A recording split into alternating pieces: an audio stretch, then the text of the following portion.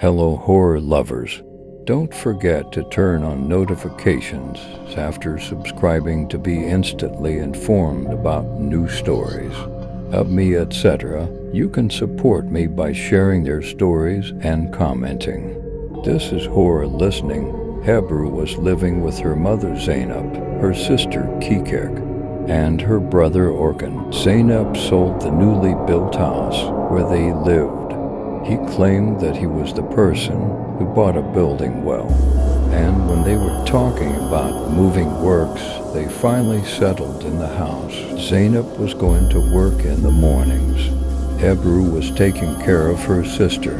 Orkan was spending half the day working and the other half traveling. Less than a week later, the wife of the man who built this house settled in the apartment opposite. Baron Pervin 60, she was leaning on the stairs. She was still experiencing the pain of her husband, who passed away right after she had this apartment built. 1 week, 2 weeks, 3 weeks, and in the past weeks, half of the apartment was almost full. Meanwhile, Pervin was going back and forth with Zainab's, keeping in touch. Today was Saturday. There was a knock on Zainab's door. "Welcome to Ferdinand, Auntie. Here you go." Pervin, who rejected Zainab's invitation, continued her words as follows. "My beautiful girl, I will stay with my son for 2 days. I came to pay the doorman and cleaning money." Zainab took the money and said goodbye to Pervin and closed the door. Hebrew usually locked herself in her room and spent the day reading books and watching movies, even though these movies frightened him a little bit. He liked this feeling of fear, and he was watching a horror movie again. The movie was about demons. When the movie ended, it was almost 3 o'clock.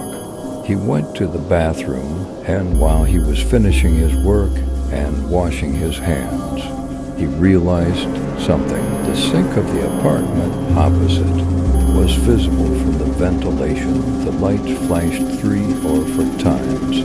Then a voice was heard. Then footsteps moving away.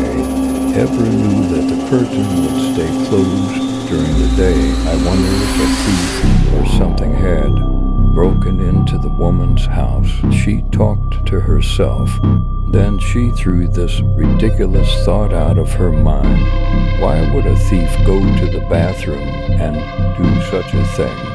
I am talking nonsense about a thief at night. He washed his hands and went to sleep.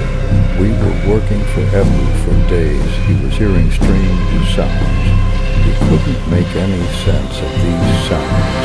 One day, he met him at the door of the turbine and asked the question that was gnawing at him. Finally, he asked the question that was gnawing at him. I went to stay with him every day. I mean, did any of your relatives come to see you that night to your house? I shook his head every day to mean no and asked, "No, baby, why?" Zainab was leaving the door at that very moment. "Anyway, see you later, Auntie," he said, and quickly entered Hebrew. That night he sat until the morning and talked with his friends. Hillel, with whom he shared this with his childhood friend, also did not know what to do, and she couldn't make sense of it. She couldn't help but say, "Try not to think about it. Leave it to the straw. Leave it to time, and let's see what happens." This morning, Hebrew felt sleepy at noon, and she couldn't control her eyes any longer in her dreams. She was seeing things she had never even dreamed of. Pervin, who was sitting in the apartment opposite her, was in her husband's grave, making her fall fast in the ground. He was putting it in his mouth and eating as much soil as he could. He was throwing kumis with his arms so fast that his arms were almost not visible. Hebrew was watching like this. She was not aware that it was a dream. Miss Ebru woke up to the sound of knocking on the door. She was covered in sweat and her heart was beating outside. She ran towards the door and opened the door. Ebru stood there with fear in front of the curtain. With a trembling and cracking voice, she said, "Here you go, Miss Pervin, Auntie." I took a look inside and said in a cold voice, "Your mother." "Isn't he at home?" He said, "When your mother comes, come to me for coffee. Loneliness is not enough." You gave it to her smilingly. After saying goodbye, Ebru closed the door and wiped her eyes. When Zainab came, they went to drink turbine coffee. The house was small but cute while they were sitting in the living room. She was making coffee in her heart. Voices of argument could be heard from inside, but Pervin was the only one in the kitchen.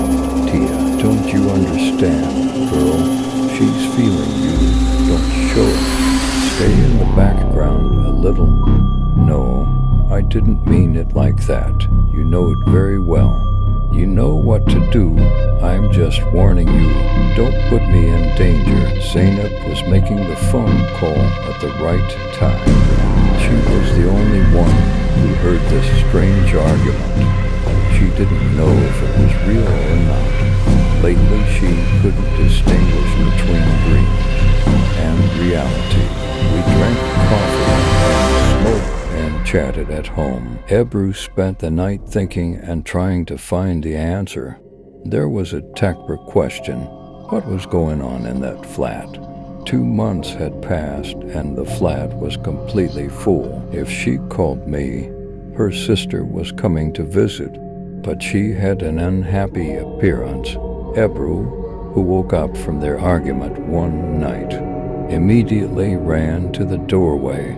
The brother of the curtain coming out of the door was having an outburst of anger. In his hands were scrolls written in death of Arabic, matches, a small ball with meat wrapped around it, and the bones that were not known to be the most bones.